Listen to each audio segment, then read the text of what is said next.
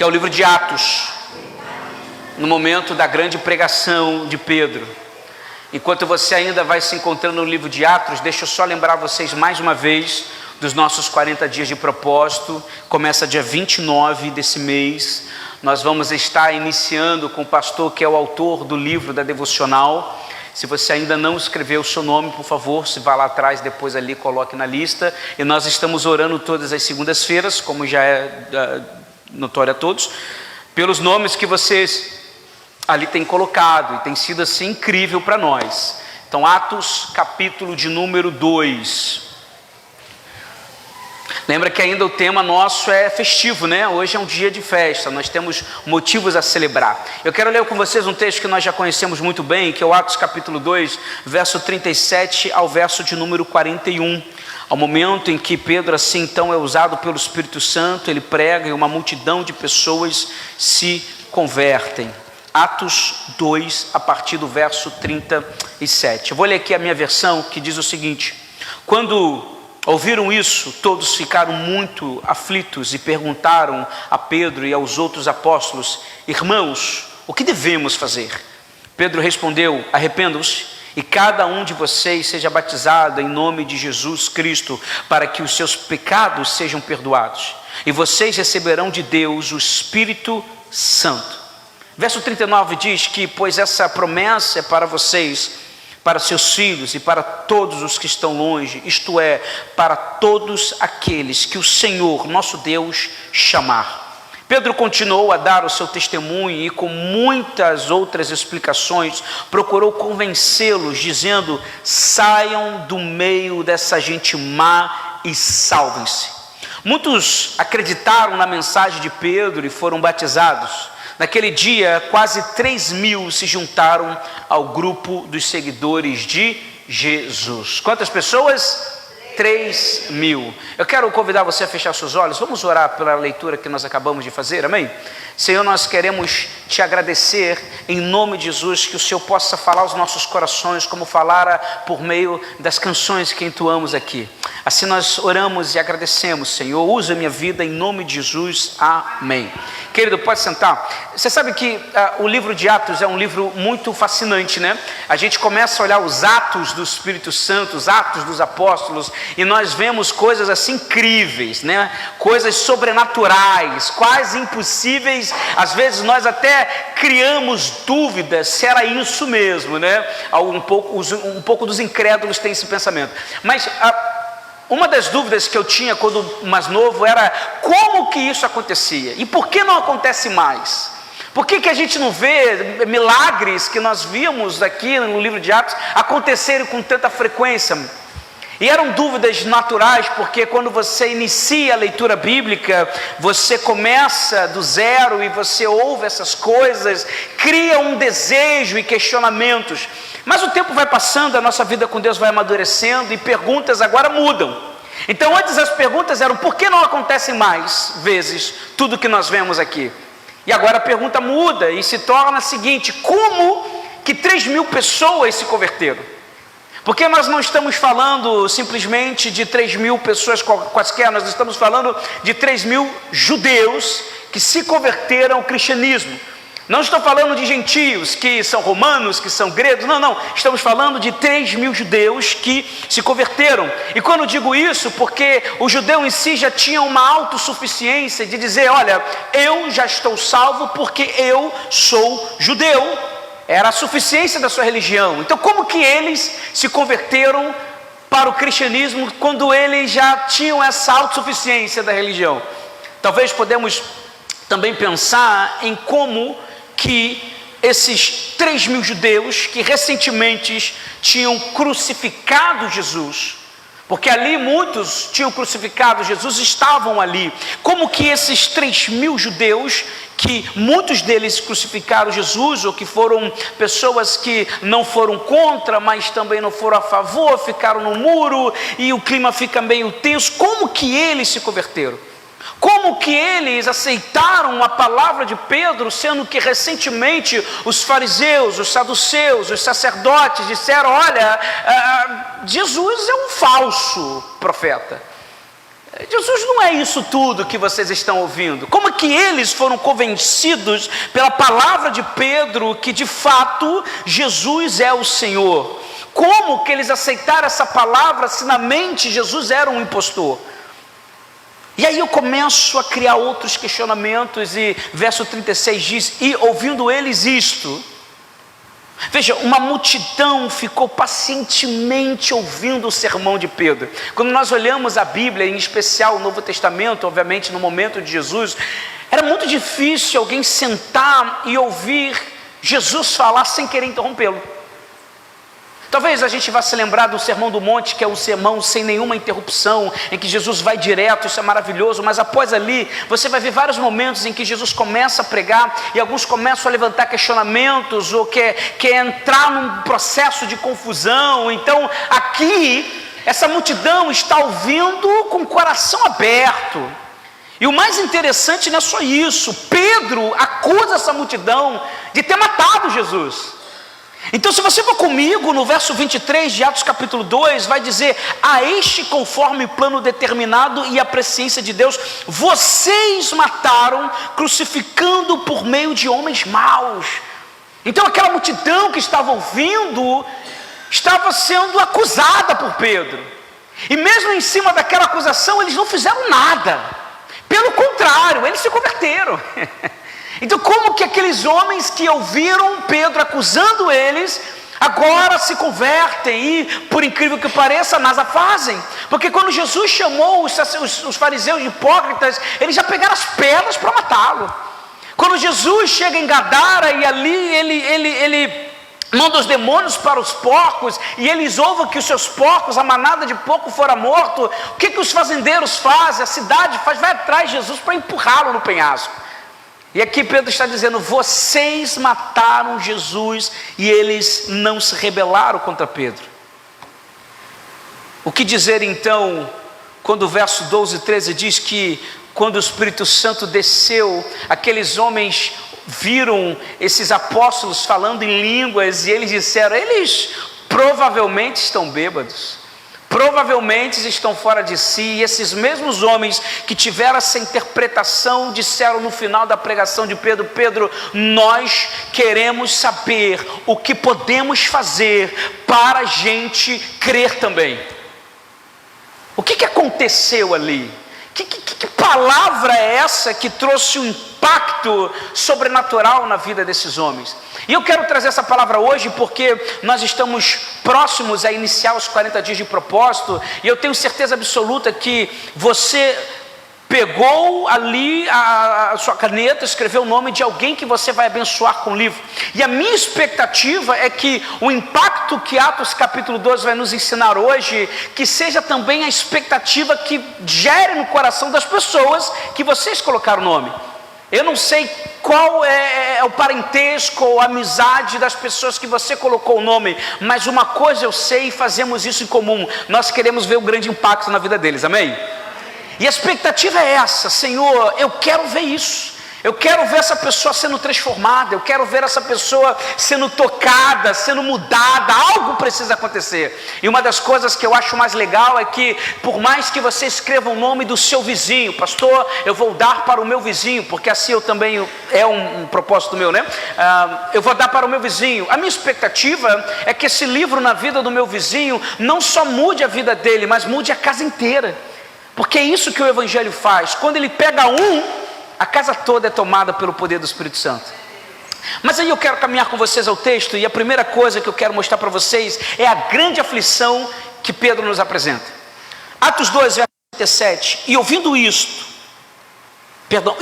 eles isto, todos ficaram muito aflitos, e perguntaram a Pedro e aos outros apóstolos: irmãos, o que devemos fazer? Ou em outras versões, compungiram-se em seu coração. Quem ficou aflito? Quem se arrependeu? O que eles sentiram? Bom, toda a multidão, mas em especial os que crucificaram Jesus, a quem Pedro está direcionando as seguintes palavras no verso 36: todo o povo de Israel deve ficar bem certo de que este Jesus que vocês crucificaram é aquele que Deus tornou Senhor e Messias. Olha a aflição dele, Kézias. Eles crucificaram um homem, e o apóstolo acaba de dizer: vocês crucificaram, mas ele ressuscitou. O coração deles estava tomado de desespero. E agora? Botamos no caixão, ele não está lá. E agora? O que será de nós?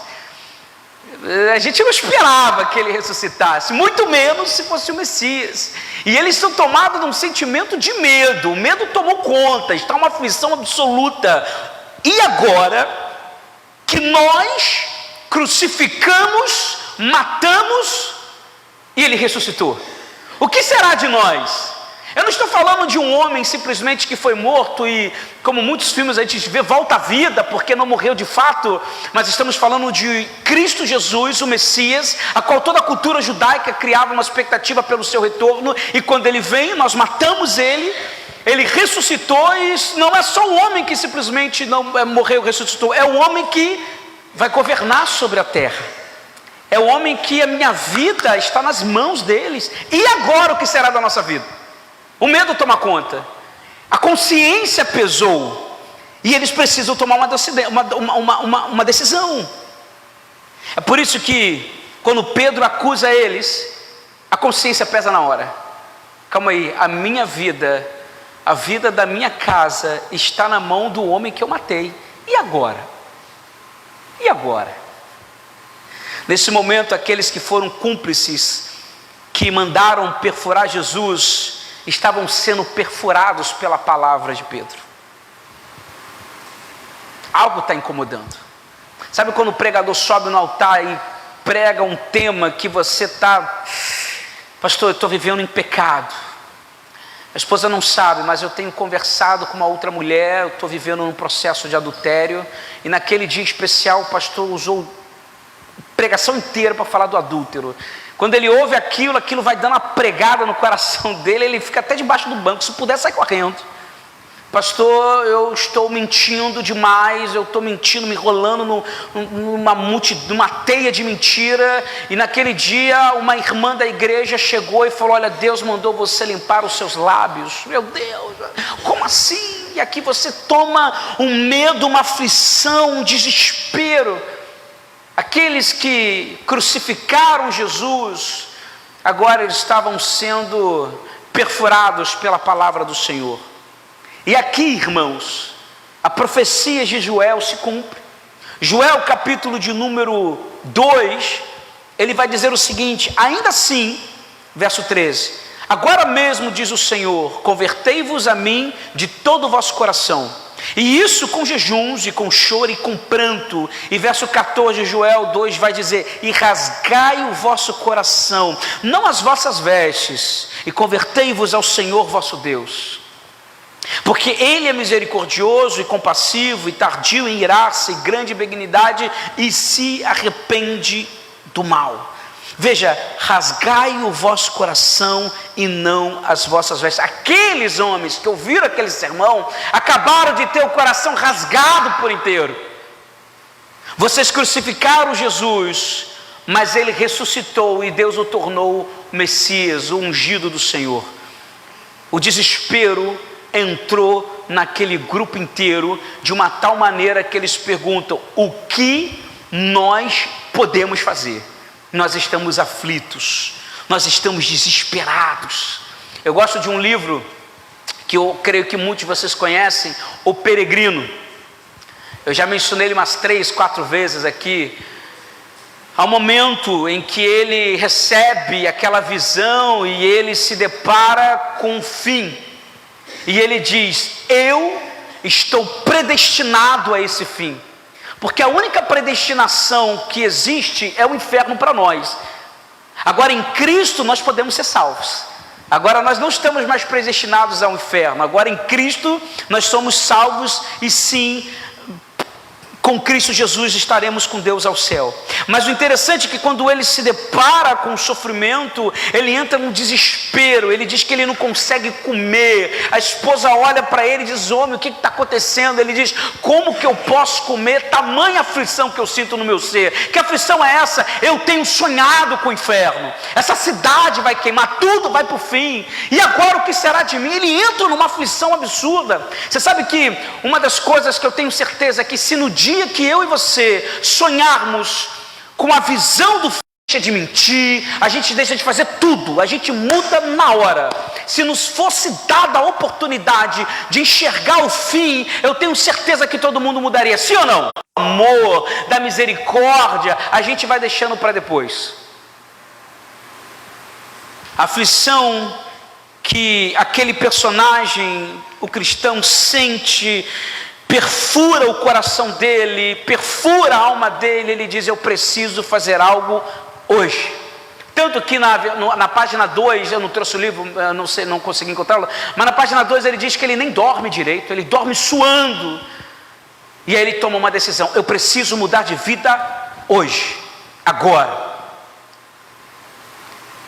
Esse sentimento que esse personagem descreve é o mesmo que a multidão está dizendo: a palavra perfurou o coração e eles ficaram aflitos, os olhos deles ficaram aflitos de uma tal maneira que eles dizem: o que nós devemos fazer? Talvez essa mesma aflição eu possa lembrar de uma pregação de um grande, fugir aqui o nome, é um pastor presbiteriano que ele... eu vou tentar lembrar o nome, vou fugir. Que ele fala sobre pecadores na mão de um Deus irado. Jonathan Edwards, obrigado. Jonathan Edwards, pecadores na mão de um Deus irado.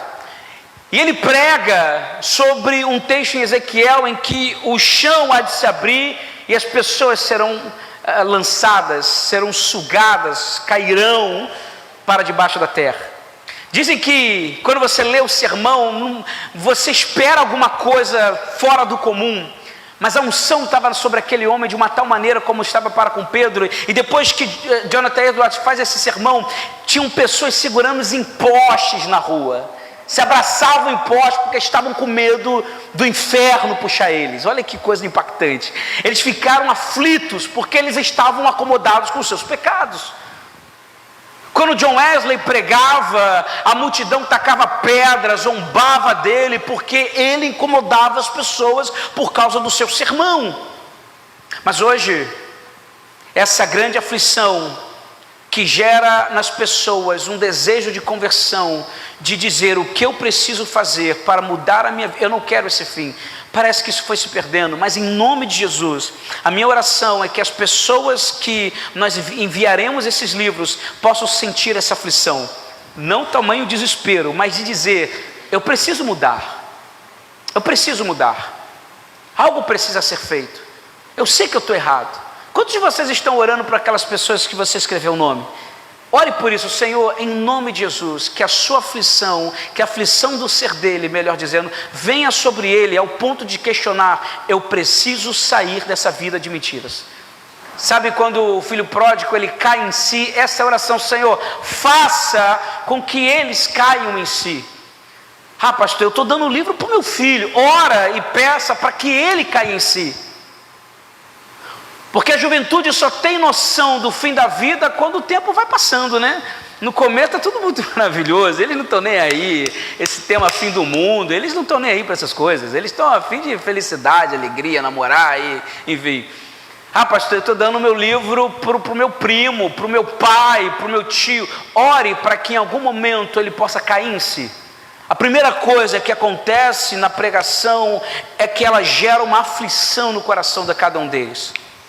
Depois surge uma reflexão. Uma vez que eu estou aflito e reconheço, o que eu devo fazer? Verso 37. Irmãos, o que nós devemos fazer? E agora? Você está preparado para essa pessoa que você vai abençoar com o livro e te fazer essa pergunta? E agora, Jane, o que eu faço? Eu li aqui, mexeu com... E agora? E aí? Quantos querem ouvir essa pergunta? Dá um glória a Deus. Isso é bom demais. Agora, se a vizinha fala assim: e agora? O que eu faço, pastor? Agora você Vou te dar o caminho, porque Pedro vai ensinar isso agora. Primeira coisa que ele vai dizer, Atos 1, verso 15 e 16, ouça isso. Num desses dias de reunião, estavam presentes mais ou menos 120 seguidores de Jesus. E nessa reunião, Pedro se levantou e disse: meus irmãos. Na reunião com 120 crentes, Pedro se dirigiu a todos como irmãos. No sermão de Atos capítulo 2, verso 29, Pedro diz: meus irmãos. Veja, Pedro está se direcionando à multidão como irmãos. Guarda isso. Agora, ele ouve daqueles homens que crucificaram Jesus, a qual ele chama de irmão, dos homens que foram, que aceitaram a morte, nem foram contra, nem foram a favor, mas são omissos. Pedro também está chamando esses homens de irmãos. E quando eles ouvem isso, eles sentem aflição na pregação, eles levantam o questionamento, eles perguntam para Pedro: Pedro, irmãos que estão pregando, o que será de nós? O que podemos fazer? Pedro poderia se sentir superior se ele ouvisse: apóstolo, o que devemos fazer? Talvez Pedro se sentiria especial por estar cheio do Espírito Santo, porque ele é apóstolo. Talvez Pedro poderia se sentir especial porque ele está pregando. Mas quando Pedro olha para aquela multidão, ele chama aqueles homens e mulheres de irmãos. Para que você entenda isso,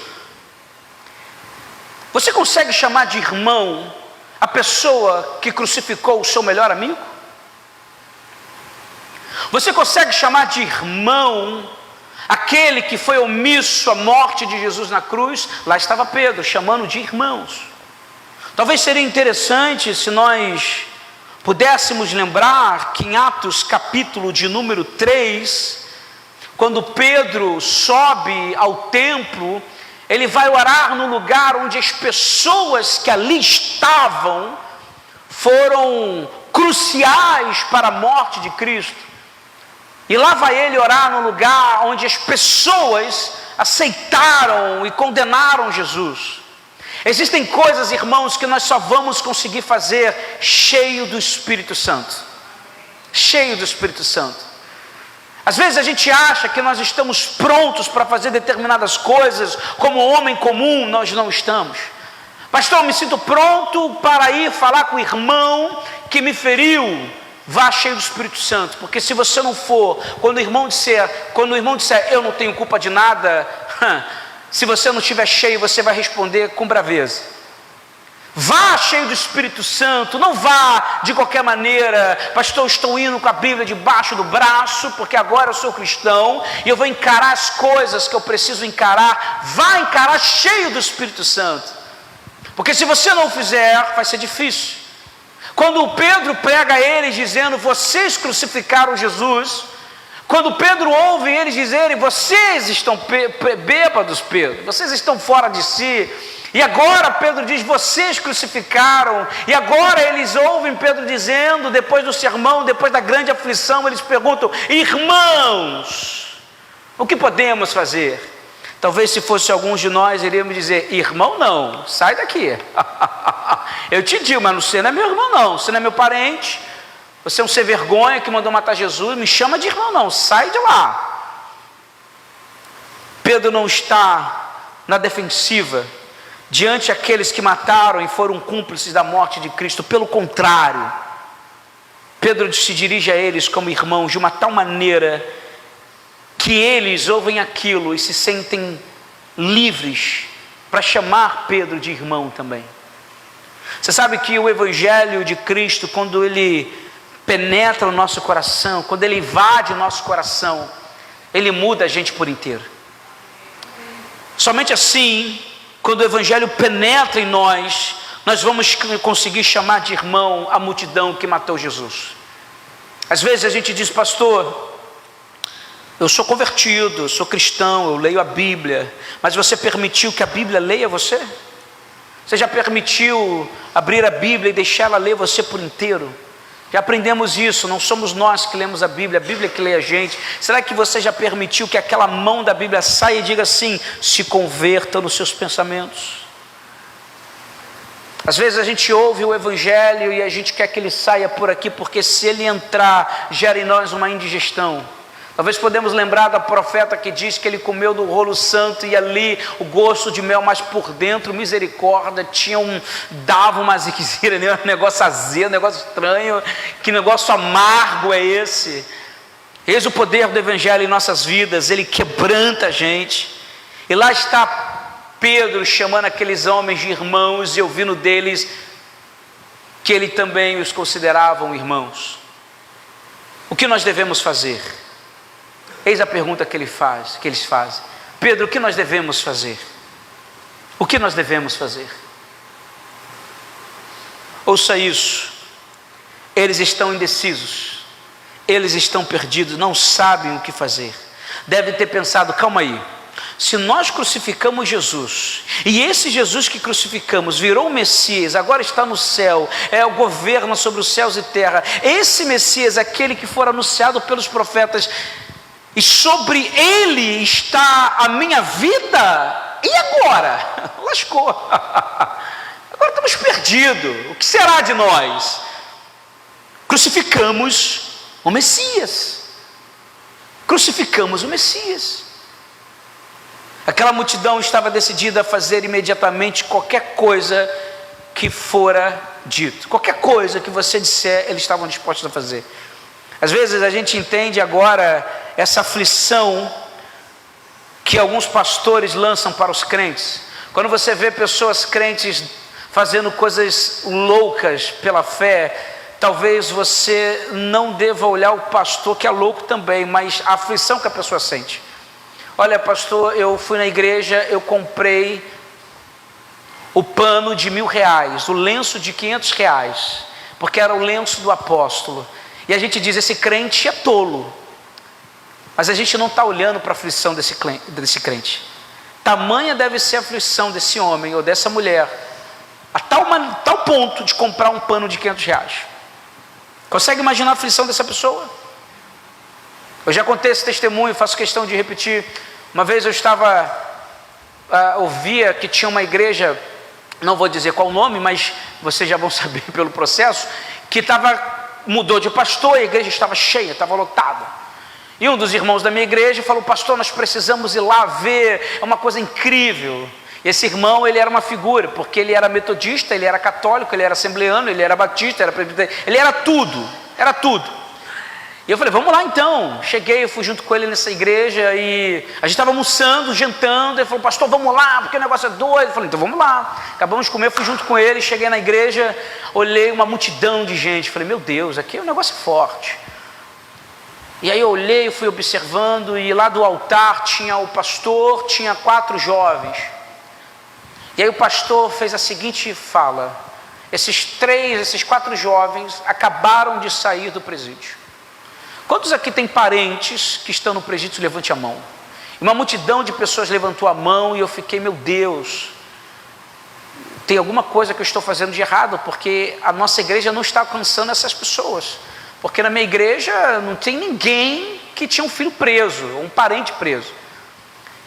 E aí o pastor falou o seguinte: olha, se você crer, ele vai sair essa semana. E o pessoal: glória a Deus, aleluia. E eu junto: aleluia, é bênção. E aí ele falou o seguinte: está vendo esses 4 homens? Pela fé eles saíram hoje. Eu quero dizer uma coisa para vocês. Eu vou passar um envelope. Se vocês colocarem R$20 nessa promessa, ele vai sair amanhã. E ele falou assim: quantos aqui têm advogados? Quantos dos seus filhos têm advogados? Aí muita gente levantou a mão. Pode mandar embora, cancela o advogado, porque se você botar R$100, ele sai amanhã. E aí eu ouvi aquilo, eu falei assim: não pode ser.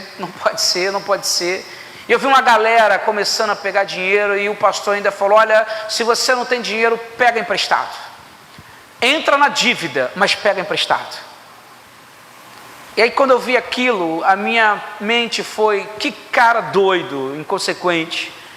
Eu não tenho essa fé. E que povo doido que cai numa fala dessa. Mas com o tempo a gente entende tamanha aflição que aquela pessoa tinha.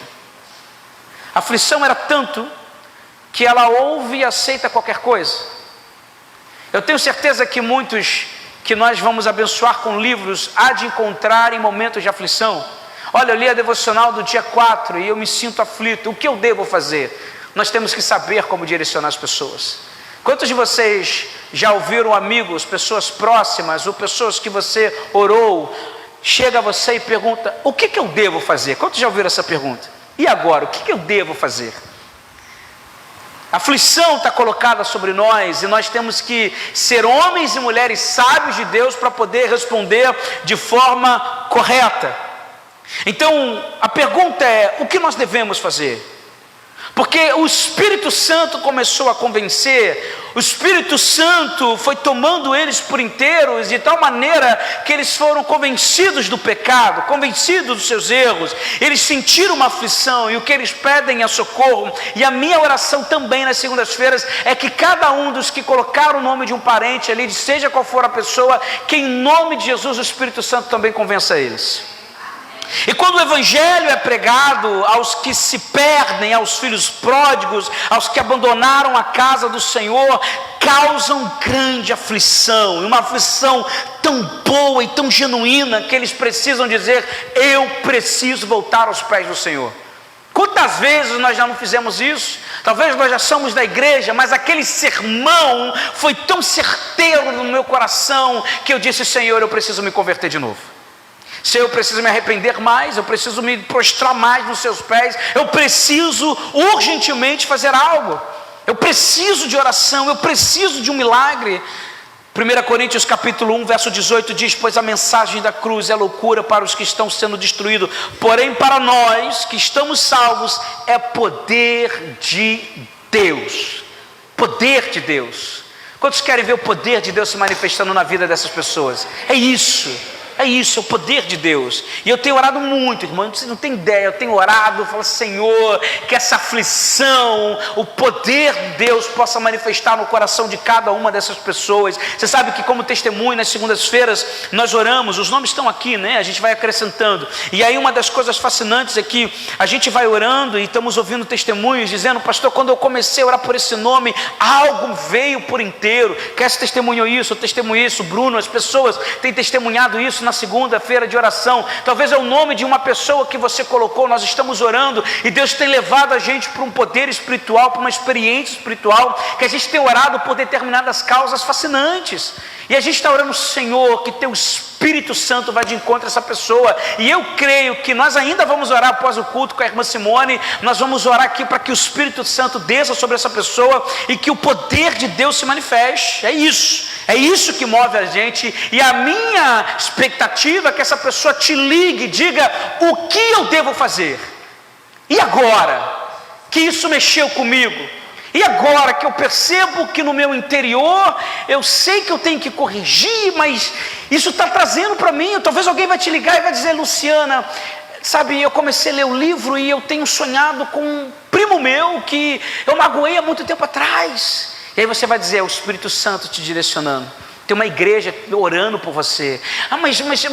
Mas será que isso é algo tão forte? É forte.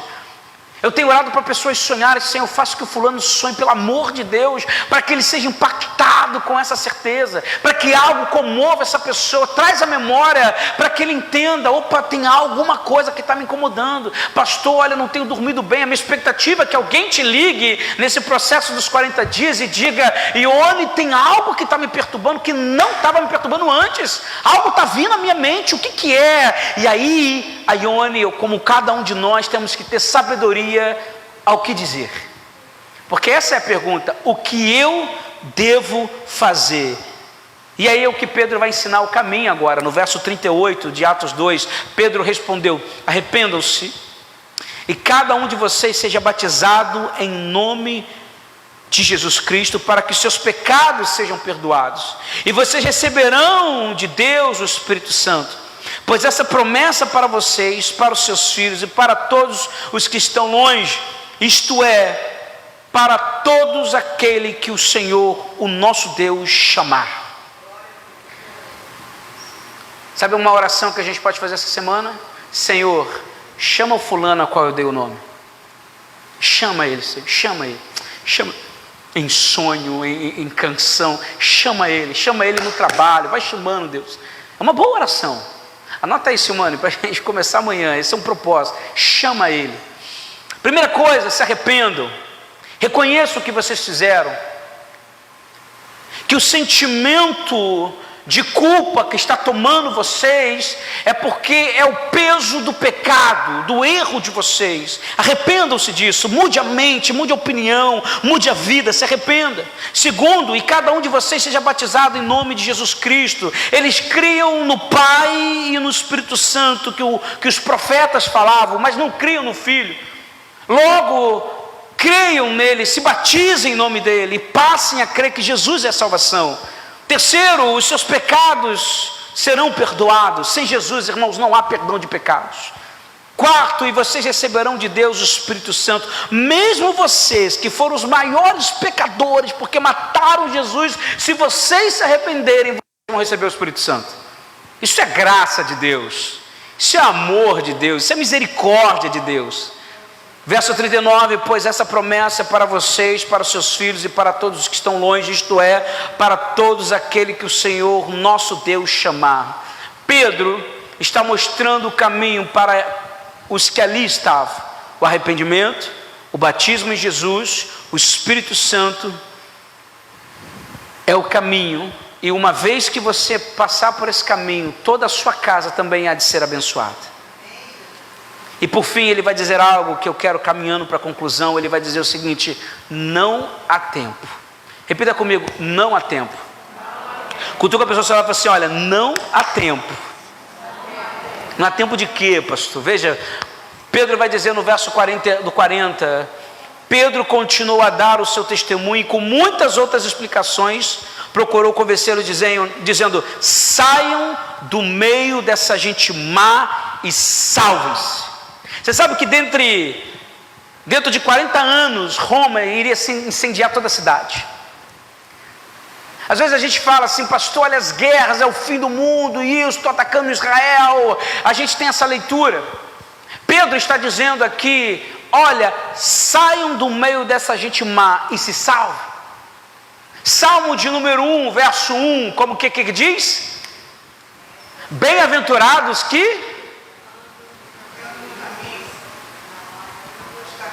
dores, roda dos zombadores.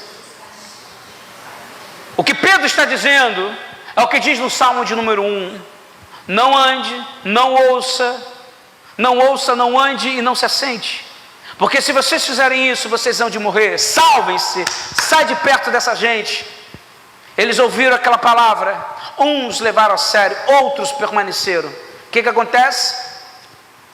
Depois de 40 anos daquela palavra ministrada, pregada, toda a cidade foi incendiada.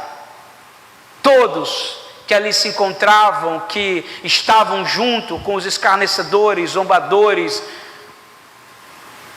todos eles foram mortos. Se tem uma coisa que eu aprendi na Bíblia, é que a gente tem que parar de andar com pessoas que não nos levam a avançar. Mas nós somos muito piedosos. Pastor, mas aí, coitado, querido, se o outro não quer andar e você não está convencendo, deixa com Deus e continua andando. É verdade? Tem gente: não, sou eu que vou resolver, não faça isso, não seja tolo, não seja tola. Você não resolve nada, quem resolve é o Espírito Santo. A gente não convence ninguém do pecado, quem convence é o Espírito Santo. Você vai chegar para uma pessoa e vai dizer: você está errado, ela vai ouvir você e vai dizer: tá bom. Mas quem convence é o Espírito Santo. E por isso que eu preciso que você compreenda que a palavra de Pedro para aquele povo é: saiam do meio dessa gente má, porque pessoas más nos levam a caminho de destruição. A palavra que Pedro pregou com toda a autoridade do Espírito Santo entrou no coração de muitos judeus que ali estavam. Muitos eram cúmplices da morte de Cristo e outros responsáveis diretamente da morte dele. Em meio àquela multidão, o evangelho penetrou em 3.000 homens judeus. Não estou falando de gentios, eu estou falando de judeus. E aqueles 3.000 homens se converteram. 3.000 homens. E a gente acha que o nome que a gente colocou não consegue se converter. 3.000 homens se converteram. E a gente acha que o nosso vizinho é difícil demais e não consegue se converter. Misericórdia, irmãos. Onde está a fé que você tem no Espírito Santo de Deus? Nada é impossível para o Senhor. É ou não é verdade? E a nossa mentalidade, eu quero mostrar para você que Pedro não só pregou, mas deu testemunho da sua própria vida. Talvez a gente possa lembrar que aqueles homens se sentiram aflitos porque eles mataram Jesus, Jesus ressuscitou, eles estão ali tomados de medo. Talvez Pedro poderia ter dito: olha, olhem para mim, eu também disse para Jesus que eu estaria com ele até o final, eu prometi a ele que não o negaria, eu quase dei minha vida por isso, e no final eu o neguei, e no final eu o abandonei. Mas depois Jesus apareceu para mim. Se Jesus apareceu para mim com graça e amor, Ele também vai aparecer para você. Aqueles homens que ouviram aquilo, com certeza sentiram um ar de graça. Um ar de graça. Aí eu pergunto para vocês, irmãos, que amor é esse que consegue perdoar as pessoas que estão com o coração aberto, mesmo sendo elas aqueles que crucificaram Jesus? Agora, se esse amor existe, que juízo deve ser esse? Que quando Jesus voltar, tem gente que não vai subir. Ao mesmo que me impressiono com amor, também me impressiono com o juízo que virá. Fala a pessoa do seu lado mais uma vez: não há tempo. Misericórdia, não há tempo. Temos que acordar, irmão, não há tempo. Eis que a chave para vivermos o livro, o que a palavra está dizendo, é: Senhor, eu quero ser impactado nesses 40 dias, para poder impactar aquele que receberam do livro. Domingo que vem, salvo engano, Marilane pode me ajudar, ou talvez dia 29, nós vamos ter na escola dominical. Peço que você venha. Eu sei que alguns estão acostumados só a vir ao culto, mas venha. Nós vamos ter algumas direções, algumas estratégias serão nos passadas para podermos não só sermos impactados com livros, mas que ele possa impactar a vida daqueles que nós demos o livro. Então, se você puder, domingo, às 9 horas da manhã, estar conosco vai ser muito importante. Vai ser uma manhã especial, com estratégia, direcionamento. Não é simplesmente toma o livro e vá ler, não. Tem toda uma expectativa, tem toda uma estratégia por trás. Nós como igreja já estamos orando por isso, a intercessão já está orando fervorosamente por isso. E a nossa expectativa é que você também aprenda as estratégias para que esse livro possa gerar um grande alcance. Veja, a vida do seu irmão, a qual você deu o nome, também depende de você. Por fim, o que eu quero concluir com vocês é que o evangelho que Pedro pregou não é um evangelho que rasga a roupa, como era antigo no Antigo Testamento. É um evangelho que rasga o coração. Ele vai mais profundo. Ele não é de aparências, ele é do interior, é algo mais profundo. A terceira coisa é que o evangelho que impacta a gente é o evangelho que vai impactar o próximo. Tanto que, se você lembrar uma casa em que o homem, ou uma mãe, ou um pai, ele é salvo pelo evangelho, a casa inteira é salva, não é verdade? Pastor, eu me converti porque o meu pai foi para a igreja, a casa inteira foi junto. Eu era dessa época, não sei se você se lembra desses testemunhos. Pastor, eu entrei na igreja porque meu pai bebia, se converteu e disse na manhã: todo mundo se arruma, vamos para a igreja. Ninguém ia, mas aí o pastor passou aí. Quantos de vocês eram dessa época aí? A gente ouvia muitos testemunhos assim, né? Pastor, olha, o filho se converteu e aí a casa inteira passou a ver o testemunho dele e ele orou pela casa, a casa toda está na igreja. Não sei como, eu fui para a igreja porque meu pai me levou. É isso. A expectativa nossa é que a palavra, quando ela é pregada, ela gera em nós o quê? Uma transformação. E quando nós somos transformados, transformamos a casa. Você sabe qual é o maior segredo para que as pessoas que você deu o seu nome sejam impactadas? É que você primeiro seja impactado. Quando você é impactado, acreditar na fé em Cristo Jesus, que essas pessoas vão ter uma mudança, Deus vai fazer essa mudança. Não adianta eu colocar na mão do pastor, na mão da intercessão de segunda-feira, ou na oração aqui de segunda. Não. Você tem que acreditar. Pastor, eu coloquei o nome por colocar, eu não imagino que... Não, mude-se falar, fale com fé, fala que vai, porque Deus consegue fazer isso. Nós já aprendemos isso. Mais uma vez, pega a sua mão aqui e coloca na frente da sua boca. Pega a palma da sua mão, coloca na frente da sua boca. Diga assim: fé. O que você sentiu nos seus dedos? Vento, sopro, sopro. Eis que Deus vai dizer para Moisés: Moisés, Caleb tem um sopro diferente. Quando ele fala, meu Deus, parece que sai fé da boca dele. É isso. Fale: Senhor, eu creio que essa pessoa que eu dei o nome vai ser salva, vai mudar de vida, esse casamento vai ser restaurado, os filhos vão ser alcançados. É nisso que eu creio. É nisso que eu creio. Eu tenho certeza que o Senhor vai fazer grandes coisas. Você crê nisso? Você crê nisso com fé? Amém? Então se coloca de pé junto comigo. Me dá o microfone, por favor. Eu quero chamar Simone aqui. E se você sentir do coração que você quer que a pessoa seja alcançada, qual o nome que você colocou? Qual o nome que você colocou? Pastor, eu coloquei o nome, obrigado. Eu coloquei o nome do Beltrano, eu coloquei o nome do Ciclano, eu coloquei o nome. Quem colocou o nome aqui? Levante sua mão. Então eu quero convidar você, sai daqui, vem para o altar do Senhor. Vem para o altar do Senhor. Vamos orar por essa alma, por essa vida. Senhor, que seja impactado, que seja transformado, que seja alcançado. Senhor, eu oro na certeza do Teu Espírito, que o Senhor vai fazer grandes coisas. Se você tem alguém na sua mente, alguém que está vindo também, sai do teu lugar, vamos orar no altar do Senhor, clamar. Ser o mesmo Espírito que veio de forma sobrenatural e convenceu aqueles 3.000 homens de cabeça dura. Senhor, eu quero te pedir em nome de Jesus, venha e convença, toque no coração daqueles que nós colocamos o nome, Senhor, porque nós cremos no poder do Seu Santo Espírito, em nome de Jesus. Comece a orar no seu lugar enquanto Simone vai levantando a oração, em nome de Jesus. Pense agora nessa pessoa, ou essas pessoas que você colocou o nome.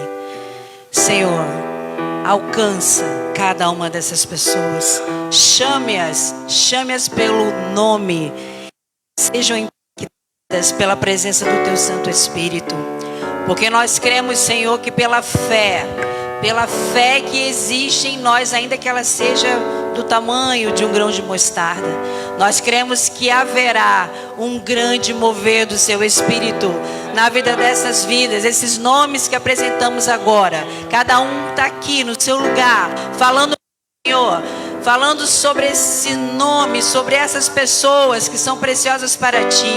Vai, Senhor, tocando no coração, vai tocando na mente, vai tocando na alma, vai tirando, Senhor, todo bloqueio.